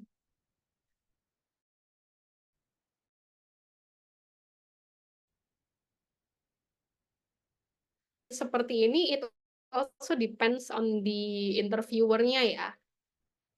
Jadi saya pernah juga saya kenal dengan salah satu awardee yang waktu ditanyain family background tentang keluarga dia juga sampai nangis dan sebagainya, tapi dia juga lolos-lolos saja gitu kan. So saya rasa balik lagi dengan pertanyaannya gitu. Mereka nanyanya seperti apa? Masa nanya family background kamu kayak gimana? You can say kayak oke saya dilahirkan dari keluarga yang seperti ini. Mungkin kalau misalnya for me personally saya tidak financially yang 100% limited gitu. Kebetulan saya alhamdulillah orang tua PNS, jadi saya bisa untuk kuliah gitu kan, bener-bener tanpa beasiswa saya aman gitu kan, tapi balik lagi bukan berarti karena kalian bisa S1 bisa kuliah di Indonesia bukan berarti kalian bisa kuliah di luar negeri kan. Nah, kayak gitu. Nah, family background-nya teman-teman itu seperti apa? Mungkin ada yang membuat teman-teman pengen S2 atau pengen S3. Mungkin ada yang memotivasi teman-teman untuk bisa studi lanjut ke luar negeri. Dan yang saya bilang adalah saya lahir dari keluarga dengan background pekerjaan di pendidikan. Jadi ayah saya dosen, iya benar. Ayah saya dosen, ibu saya guru. Kayak gitu. Jadi mereka sangat benar-benar melihat banget gitu. Jadi kayak ya udah kamu kalau bisa S1, S1, S2, S2, S3, S3 kayak gitu. Jadi saya juga ceritakan itu dan ya saya bilang itu jadi poin plus bahwa mereka mendukung saya untuk studi lanjut kayak gitu. Oke, terus Kak, saya baca di JHU bisa mendaftar dengan TOEFL ITP 600, tapi saya nggak percaya karena negara native setahu saya. For me personally itu teman-teman karena administrative question ya, biasanya kita tidak pernah sarankan kalau administrative question itu nanya ke kakak tingkat. Administrative question itu teman-teman harus tanya ke ya akademik administratornya karena yang pegang syaratnya kalian bisa masuk atau enggak itu JHU-nya. It has nothing to do with your senior and so it has nothing to do with me. Jadi menurut aku lebih baik kalian namanya konfirmasi lagi ya sama mereka. Kalau pada saat itu sih personally saya ambilnya IELTS karena IELTS yang widely accepted. Jadi mau saya di JHU, mau saya again saya di JHU itu pun nyemplung. Jadi sebenarnya saya dapat yang di Columbia juga tapi saya harus lepas karena LPDP tidak mengizinkan. Jadi memang saya bilang dapat itu belum tentu saya tenang aja. Jadi kayak kasus saya juga saya dapat LOE dari Columbia tetap tidak diizinkan sama LPDP untuk berangkat. Jadi baru saya dapat LOE JHU itu baru diizinkan dan semuanya saya daftarnya pakai IELTS. Karena saya merasa lebih nyaman, lebih aman kalau pakainya yang IELTS atau yang setidaknya ada speaking session-nya kayak gitu. Karena again kalian di sana tuh kuliah gitu dan kalau kuliah kalian akan ngomong, kalau nggak ngomong ya presentasi, kalau nggak gitu nulis esai. Kalau semuanya yang teman-teman itu nilaikan adalah passive skill-nya, then how can you improve di sana? Itu yang akan susah sekali. Jadi kalau saya sih menyarankannya IELTS, tapi untuk jawaban pastinya silahkan tanya ke administratornya ya. Karena itu admin question. Oke. Kak, apakah nanti presentasinya akan kita kirim di grup ya, di link ya. Oke, menurut Kakak contoh pertanyaan yang paling bikin ngeblank? Hmm, kalau saya sih waktu itu ada 2 ya yang bikin saya ngeblank. Yang satu memang tentang research, yang satu tentang yang tadi yang psikolog. Lebih arah kayak menurut saya ini absurd aja kayak kenapa sih kalian nanyain ini gitu.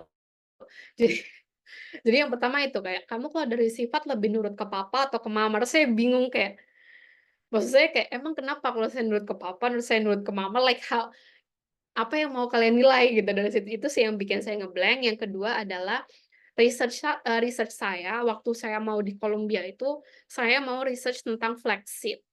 Jadi mungkin kalau teman-teman Google flaxseed atau kalau dalam bahasa Indonesianya itu biji rami, itu akan keluar gitu kan. Nah, tapi saya ditanyain kayak, "Emang flaxseed itu segede apa sih bijinya?"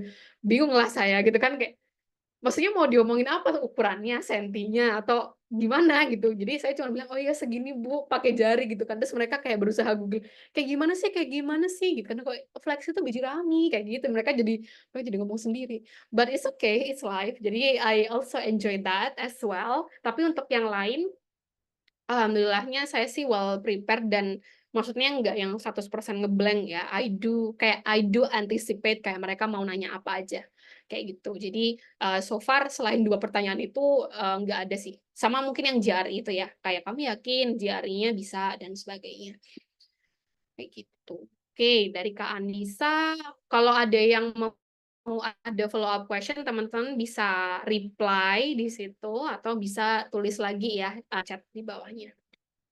Oke, untuk persiapan secara pribadi, Kak Sari membutuhkan waktu berapa lama? For me, untuk menyiapkannya, saya dari April. Jadi kalau pendaftaran Agustus bulan 8, ya saya persiapannya dari April, karena saya nggak tahu IELTS itu apa. So I've never taken IELTS before. Jadi saya April, Mei itu les di Titik Nol juga. So one of the reasons why saya di sini adalah karena saya sangat-sangat suka model mentoringnya TN pada saat itu. Kayak gitu. Dan saya merasa bahwa kalau saya ngajar di TN, saya jadi tutor di sana, saya bisa dapat mentoring yang lebih dalam, lebih deep dibandingkan ketika saya jadi student back then. That's what I thought, dan that's what I get. Dan waktu itu saya sebulan les IELTS di TN, dan FYI aja saya nggak mau promo, lesnya menurut saya murah banget. Saya belum pernah ke Pare untuk les yang seserius ini. Kayak oke untuk tes bahasa untuk beasiswa dan sebagainya. Jadi saya jujur pada saat itu agak meragukan gitu, mohon maaf.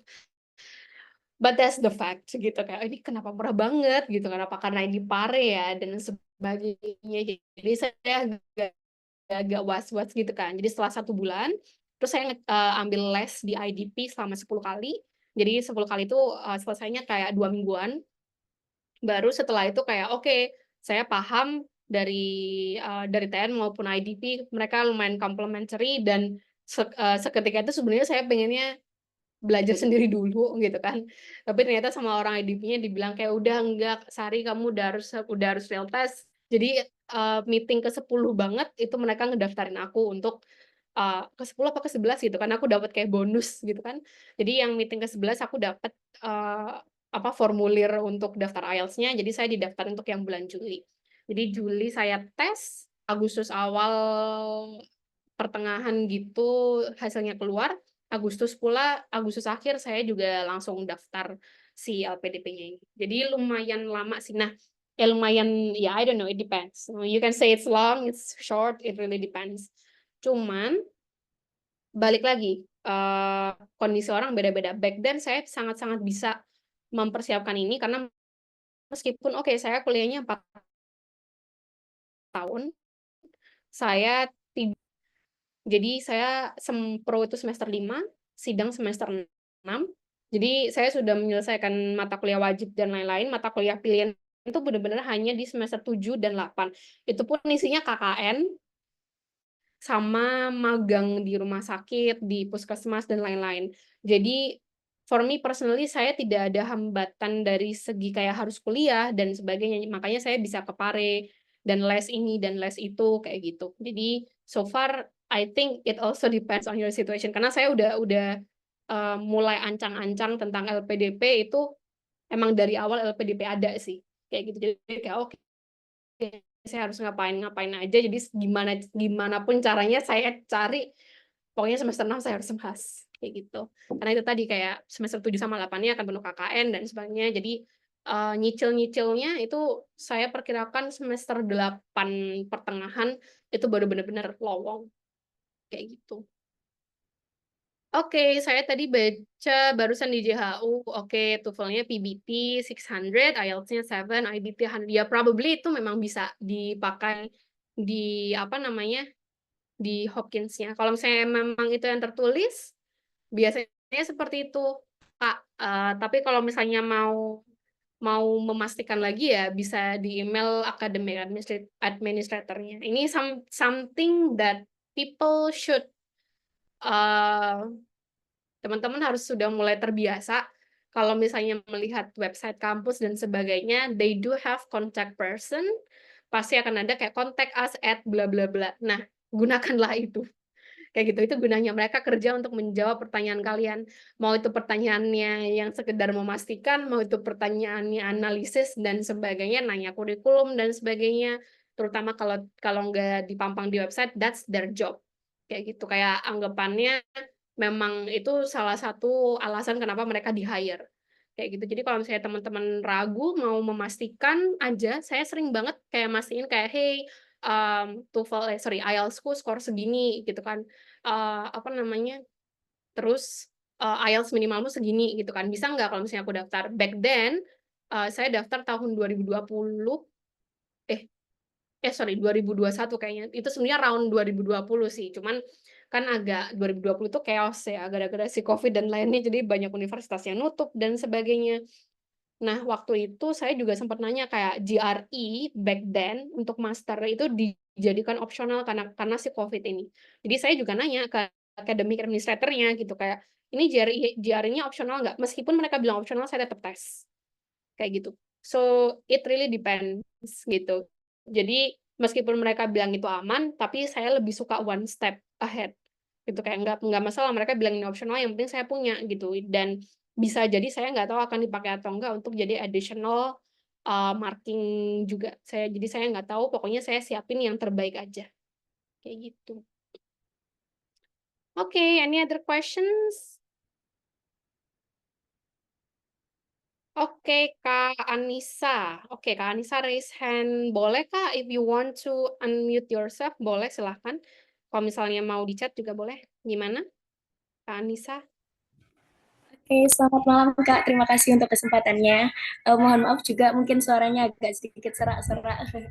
Oke, untuk ini saya mau bertanya, kalau misalnya nih, saya kan sekarang S1 tapi jurusannya pendidikan ya, tapi sebenarnya saya pribadi juga di pendidikan ini merasa istilahnya apa ya, salah jurusan gitu lah. Nah, ada jurusan yang sebenarnya saya lebih tertarik gitu. Nah, kalau misalnya kita nih menyelesaikan S1-nya di pendidikan ini, terus ketika kita daftar LPDP, kita mau ambil jurusan sesuai yang sama minat kita tadi, yang which is itu berarti kan beda dari jurusan S1 kita gitu ya. Nah, gitu kira-kira gimana ya Kak? Apakah dari pihak LPDP-nya menerima atau bagaimana? Dan kalaupun misalnya ada menerima nih, terus kiat-kiat apa aja yang bisa kita lakuin untuk bisa tembus interviewnya gitu. Terima kasih sebelumnya Kak.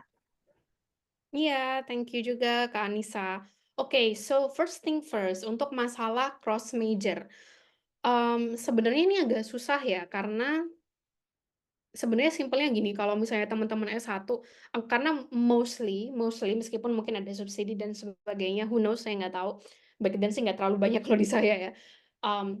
Mostly kalau S1 itu sesuatu yang kita bayar sendiri atau our parents lah.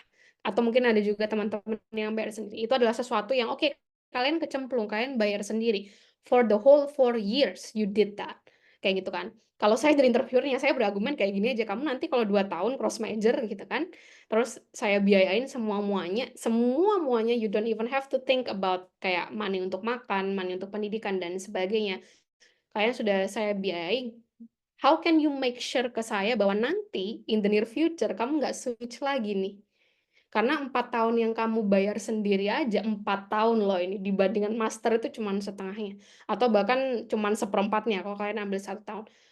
Why? Kayak how can you make sure nanti in the future kamu nggak se-reckless itu untuk ganti jurusan? Kayak gitu. So this is something that you should consider. If you have the answer, that's good. Kalau memang untuk yang cross major ini agak susah karena saya juga sama-sama nemuin di lapangan. Kalau misalnya teman-teman tidak punya related work experience, itu pasti akan digoreng banget. Jadi pertanyaannya pun, balik lagi yang saya bilang pertanyaan PDP itu dia bisa berkembang, itu tergantung sama jawabannya teman-teman. Kalau teman-teman bisa memastikan bahwa oke, saya cross major nih. Dan meskipun saya punya pengalaman di pendidikan, tapi saya cross major, gimana caranya teman-teman bisa membuktikan bahwa kalian akan berkontribusi di bidang itu, kayak gitu, dengan major kalian. Bukan tiba-tiba, I don't know, in the near future kalian merasa kayak, aduh kayaknya aku nggak cocok nih major ini, terus mau ganti. Apalagi kalian dibiayai. Kayak gitu. So, if you have the answer to that, that's good. Yang kedua adalah, biasanya kita ancang-ancang, you have to have something related to that major first. Kayak gitu. Dan oke, so I don't know gimana caranya teman-teman nge-research untuk kampus dan juga jurusan. Kita juga punya webinar sendiri sih untuk itu. But please pay attention bahwa jurusan atau hal yang akan kalian pelajari itu tidak 100% seperti nama jurusan kalian. Tidak selalu begitu. Karena ada yang namanya mata kuliah, sama kayak ketika kita S1 ada mata kuliah wajib dan ada mata kuliah pilihan. If you say kecemplung, saya juga kecemplung. Gitu. Dan saya kecemplung bukan karena kesalahan saya kecemplung karena kesalahan sekolah saya. NISN-nya salah dan whatever it is lah, kayak gitu kan. Jadi itu sesuatu yang saya nggak bisa kontrol. Saya kesel banget 4 tahun saya kecemplung di jurusan itu, di jurusan gizi, gitu kan. Tapi waktu di S2-nya, ketika saya cari, itu sebenarnya ada banyak sekali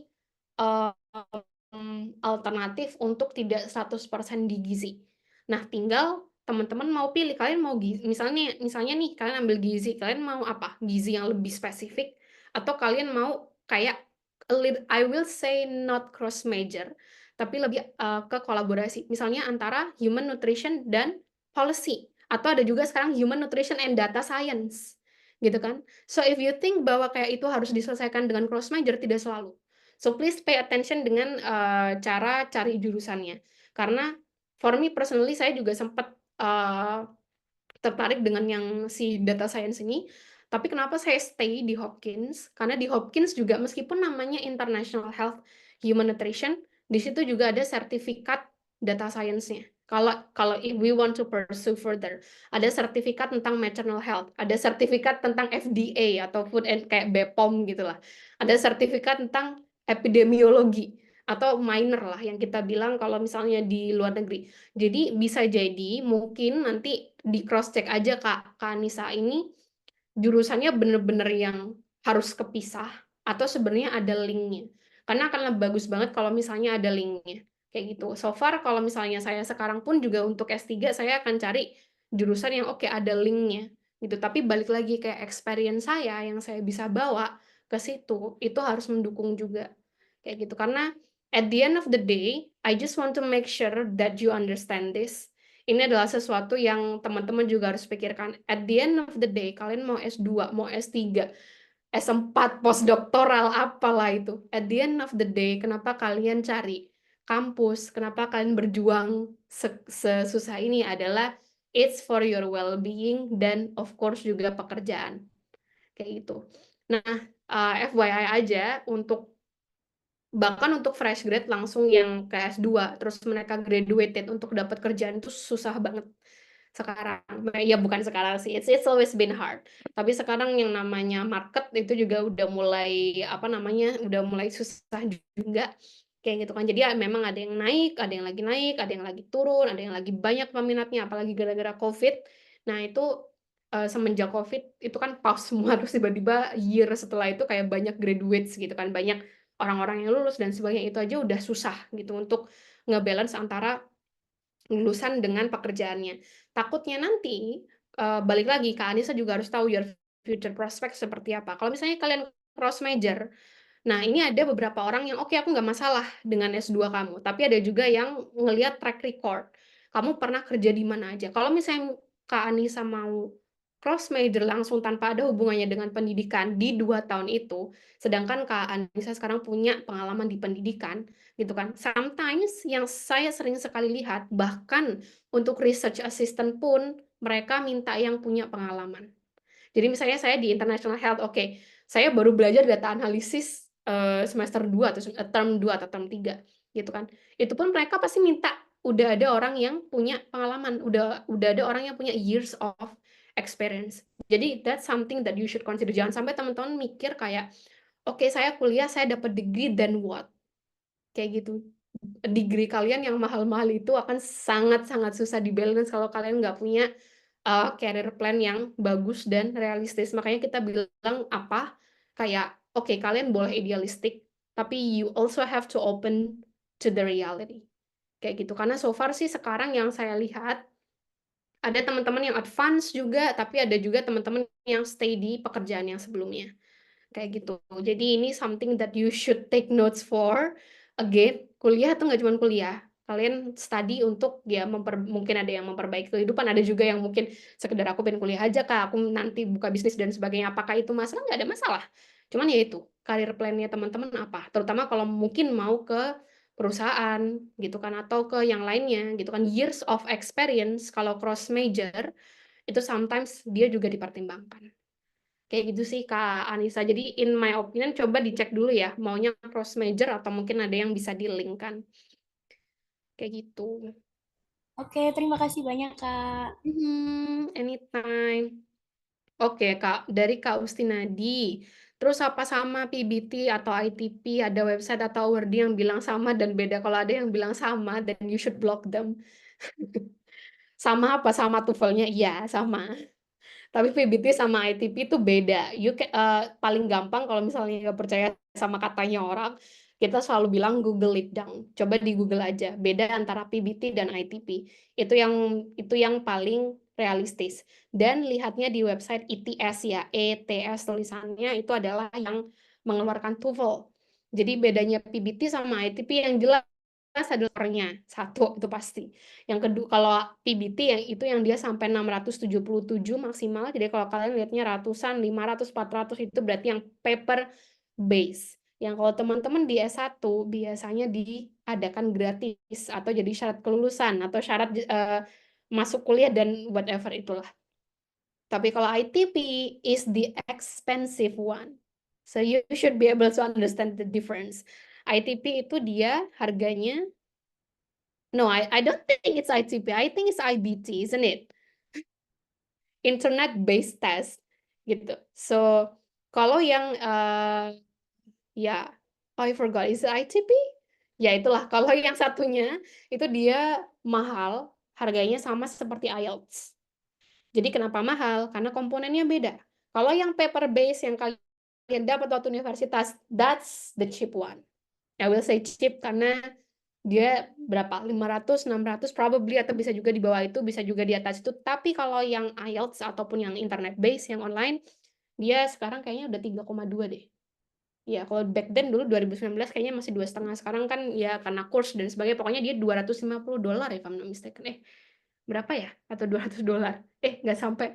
Pokoknya itu ya, jadi sekitar 3, something something. Nah, kalau segitu itu berarti yang internet based test. Komponennya pun juga ada yang aktif, ada yang listening, speaking, writing, dan juga speaking. Jadi beda sama yang paper based yang teman-teman dapat di kuliah yang isinya cuman kertas-kertas itu aja. Beda. Kayak gitu. Jadi, so you should check that out. Silakan cek di websitenya. Kalau misalnya susah, percaya sama websitenya, cari dari website officialnya. Kalau misalnya IELTS, kayaknya ada juga bisa di IELTS atau di IDP, website-websitenya teman-teman bisa lihat. Jadi always check the official website. Kayak gitu. Kalau teman-teman ragu, kayak gitu. Oke, masuk ke boleh minta tips nggak Kak, biar nggak gampang grogi saat interview. Soalnya personally orangnya pemalu, terus I will say banyakin mockup. Kak, I'm not Floor, I don't know who you are. Oke, kalau saya sih biasanya pasti mockup. Kalau nggak mockup nggak akan bisa. Karena kalau nggak mockup, kalau nggak ditanyain orang lain dan bertanya, kalian nggak akan tahu bedanya apa. Itu dan sering kali latihan. Jadi bahkan sebelum IELTS pun, sebelum speaking test, kita selalu bilang warm up dulu 24 jam sebelumnya.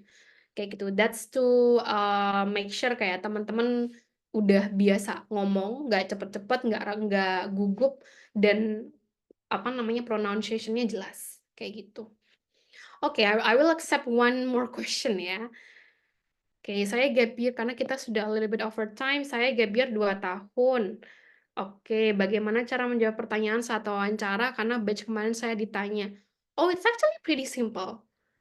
So what are you doing for the last 2 years? Itu aja. What have you been doing? Gitu, kayak apa? Kenapa kalian harus gap year selama 2 tahun? Apakah mungkin kalian research atau kalian kerja? Gitu kan? Atau misalnya kalian mencari mencari jati diri mau ke major apa gitu kan. So you can honestly answer teman-teman aktivitasnya seperti apa. Kayak gitu. Kalau for me personally contohnya ini di bidang kerja sih, not that long, tapi CV saya juga ada gapnya kalau in terms of yang gizi-gizi ya. Itu juga ada gapnya kayak dari saya Oktober tuh selesai magang sampai Juli gitu kan, kayak saya ngapain aja ya. Satu, saya ambil kursus bahasa Prancis. Why? Karena Prancis adalah salah satu bahasa yang diakui sama PBB, dan kalau kerja di PBB juga banyak banget orang-orang yang pakai bahasa Prancis, apalagi kalau kita berbicara tentang African context. Itu kebanyakan dokumennya di bahasa Prancis. Yang kedua, saya mengejar sertifikasi data science. Yang ketiga, saya mengejar sertifikasi ada yang namanya Data Economics and Development Policy dari MIT. Jadi apa yang saya lakukan? Ya saya jawab 3 itu aja. Gitu kan. Mau dibilang produktif nggak produktif, I did get something. 1, knowledge-nya, 2, skill-nya, 3, sertifikatnya. Kayak gitu. That's what I've done. Atau misalnya kalau teman-teman berbisnis, ya teman-teman bisa ceritain gitu. Kayak, oke, saya problem yang kalian solve dengan berbisnis itu apa? Kayak gitu. Nah, jadi pasti ada lah, nggak mungkin gap year itu bukan berarti 2 tahun kan nggak ngapa-ngapain. Probably kalau COVID, iya, kita quarantine. Itu pun juga secara online, you have a lot of things that you can do gitu kan. Ada yang orang-orang workout, ada yang bikin konten, jadi konten kreator, dan sebagainya itu banyak kan yang keluar pada saat COVID gitu. Jadi in my opinion, gap year is not something that is that bad selama teman-teman bisa menjelaskan kenapa kalian gap year, apa yang kalian lakukan. It's not a sin. Emang kenapa? Karena saya juga, personally, saya mau jadi dosen juga, tapi ada beberapa hal yang mencegah saya untuk dari S2 langsung ke S3. Karena in my opinion, ada banyak hal di luar sana yang bisa saya explore sebelum saya bawa ke S3. Kayak gitu. Dan itu terbukti dari track record saya juga, saya ngapain selama ini. Kayak gitu. Jadi selama teman-teman bisa kasih lesson learn-nya, and that's a good one, dan mungkin sangat menunjang pendidikannya atau major yang teman-teman akan pursue, then why not? Kayak gitu. It's not the end of the world. Saya juga punya teman yang dia gap year setahun sih, tapi setelah itu dia dapat not exactly friend, adik, I will say adik, karena ya sebenarnya teman-teman les juga waktu di Pare, cuman waktu aku udah lulus kuliah dia masih lulus SMA gitu kan, jadi lumayan juga age gap-nya. Terus dia gap year 1 tahun untuk belajar bahasa Inggris, and then what? Setelah itu dia dapat beasiswa dari pemerintah Italia. Jadi sekarang dia di Italia udah 4 tahun gitu kan, undergrad. And it's not a bad thing gitu. Kayak selama kalian bisa menjelaskan gap year-nya buat apa. Kayak gitu. Oke. I think that's all ya. Alright. Oke, jadi sorry banget nih nggak ada. Oh, that's the last one. Kak izin Oke, Kak dari Kak Fada. Oke, this is the last question. Kak izin bertanya, apakah kakak ingin menjadi dosen? Kira-kira pertanyaan yang muncul apa saja ya, Kak? Oh, back then iya. Dulu saya idealisnya seperti itu. Saya S1, S2, S3 jadi dosen. Ternyata, see, this is why saya bilang it's good to be idealistic, tapi you have to be open to reality. Jadi kayak aku dulu dari S1, S2 maunya langsung ke S3 karena ya itu tadi mau jadi dosen. Setelah itu kayak ya udah stay settle down jadi dosen. Tapi ternyata waktu aku kuliah ada banyak hal yang mengubah mindset aku, like what I just said. Kalian akan pasti selain culture shock, mindset shock juga. So that's something to note. Tapi back then yang ditanyakan, so far sih nggak ada yang parah-parah banget, cuman kayak planning aja mau apa. Karena pada saat itu saya sudah research kayak, kalau saya mau jadi dosen, saya mau di mana, di universitas apa, di fakultas apa, ngajar apa, dan why am I so confident saya akan diterima. Itu. Dan juga saya kasih tahu kalau misalnya saya nggak jadi dosen, saya jadi apa. Kayak gitu. Jadi that's the things. Dulu saya udah kayak paham, oke nanti kalau saya jadi dosen, saya mau di sini, mau di sini, mau di sini. But itu juga harus ada bukti track record-nya teman-teman interested dengan jadi dosen ya. Kayak for me personally adalah penelitian. Saya ikut di klub penelitian, saya ikut conference juga, meskipun saya belum menerbitkan jurnal, that's fine, nggak ada masalah gitu. Cuman memang saya ada kayak ketertarikan di penelitian, meskipun not to the point saya harus PIMNAS gitu, enggak. Tapi ada track record-nya. Jadi mereka paham kayak, oke, kamu emang passionate di penelitian. Karena again, penelitian itu adalah pilarnya dosen. Ya, kecuali kamu dosen dan dosen tamu gitu, yang kayak kalian misalnya jadi politisi atau mungkin expert di bidang tertentu yang diundang jadi dosen tamu bisa. But to be dosen itself, itu memang salah satu pilarnya adalah penelitian. Salah satunya. You can find the other ones gitu kan. Sama juga teaching experience, karena saya juga pernah ada teaching experience-nya. Sebelum saya interview itu posisinya saya juga lagi ngajar, saya jadi tutor di TN gitu kan. Jadi everything match kayak gitu. Jadi saya ada teaching experience, background pendidikan saya seperti itu, background organisasi saya seperti itu, dan plan saya juga sudah cukup detail in their eyes. Jadi saya juga nggak ditanyain probing question tentang itu sih. Kayak gitu. But turns out tidak selalu apa namanya, sesuai dengan apa yang kalian tulis di esai. And it's fine, nggak ada masalah, it's life. Hidup kalian tidak ditentukan oleh esai itu ya. 100% tidak. Ada juga yang iya, karena kalau kalian keterima, well, that's good. Kalau enggak ya, well, you can fight again, bisa dikejar lagi. Well, that's life. Ada juga beberapa teman-teman yang ada 3 kali coba, 4 kali coba, ya memang seperti itu. Sometimes ya kalian harus gigih. Nah, itu bisa jadi bukti juga kayak kenapa kok kalian nggak diterima di LPDP sebelumnya, dan itu kan bisa jadi evaluasi. Okay, I think that's all. Oh, it's so overtime, but it's okay. Oke, iya Kak Anisites, 3.2 kalau nggak salah. Dan juga oke, dari Kak Austina, di kontak yang bisa dihubungi. Untuk sekarang teman-teman kalau if you have any additional questions, bisa menghubungi admin ya. I believe admin kami sudah keluar-keluar tuh dari tadi. That's great gitu kan. So please appreciate her. Jadi teman-teman kalau misalnya butuh jawaban dari pertanyaan lebih lanjut dan sebagainya, bisa dari admin kami ya. Oke, iya benar, nggak apa-apa, lewat TN aja Kak nanyanya. Kayak gitu, it's okay, all good.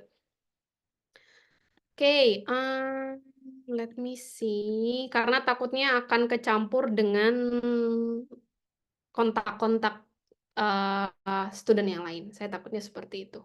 Apalagi kalau orang baru, kan nomor kalian tidak saya save. Jadi lebih baik lewat admin ya, kalau misalnya ada korespondensi yang lain. Oke, I think that's all for today. So please wait for the recording. Jadi kami akan send recording ini hari Senin.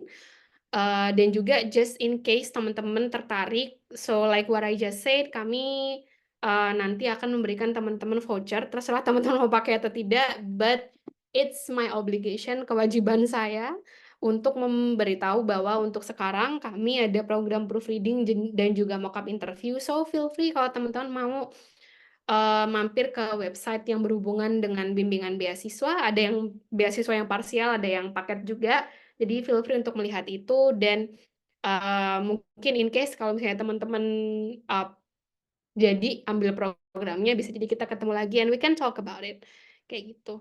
Alright, I think that's all for today. So let's call it a day. Thank you so much. Terima kasih sudah hadir sampai jam 8.42, udah mau jam 9. Apalagi malam mingguan ya. Thank you buat teman-teman yang sudah hadir, dan mohon maaf a little bit overtime. Yang kemah juga semoga safe and sound yang ada di luar ataupun yang berkendara. If you have any questions apapun itu, teman-teman bisa follow up adminnya, jadi biar nanti Kak adminnya yang akan nge-forward ke saya ya. Oke, kalau gitu I think that's all for today. Selamat malam teman-teman. And happy weekend. Terima kasih, Kak.